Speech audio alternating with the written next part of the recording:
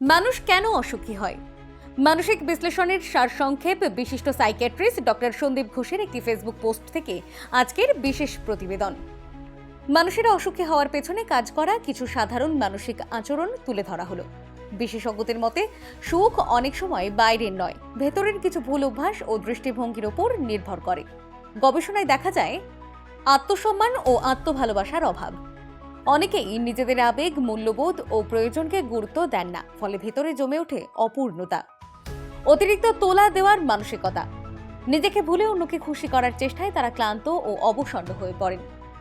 নিজের কাজ ও যোগ্যতাকে ছোট করে দেখা, নিজের অবদান, প্রতিভা বা সাফল্যকে গুরুত্ব না দেওয়ার আত্মবিশ্বাস কমে যায়।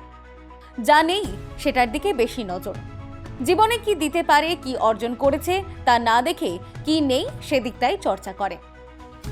দৈনন্দিন ছোট ছোট আনন্দ ভুলে যাওয়া, জীবনের ক্ষুদ্র সুখগুলো উপভোগ না করলে মানুষের ওপর, মনের ওপর নেতিবাচক প্রভাব পড়ে। কঠোর নিয়ম ও অনমনীয়তা, অতিরিক্ত নিয়ম মাফিক জীবন, নমনীয়তার অভাব মানুষকে মানসিকভাবে ক্লান্ত করে। ঝুঁকি এড়িয়ে আরামে বাঁচার প্রবণতা, উন্নতি ও নতুন সুযোগের বদলে আরাম নিরাপত্তাকে বেছে নেওয়া দীর্ঘমেয়াদে অসন্তুষ্টি তৈরি করে। নিজের পরিস্থিতির জন্য অন্যকে দোষারোপ, নিজস্ব দায়িত্ব এড়িয়ে বাহ্যিক কারণকে দায়ী করলে হতাশা বাড়ে। অন্যের চোখে খুশি থাকার চেষ্টা, সবাইকে খুশি করতে গিয়ে নিজেরই মানসিক শান্তি নষ্ট হয়। পৃথিবী ও সম্পদকে ভুলভাবে দেখা, জীবন ও জগতের প্রতি নেতিবাচক দৃষ্টিভঙ্গি সুখের রাস্তা বন্ধ করে দেয়।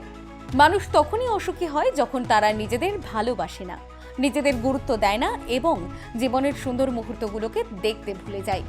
সুখ আসে ভেতর থেকে, দৃষ্টিভঙ্গির পরিবর্তনেই শুরু হয় সত্যিকারের সমৃদ্ধি।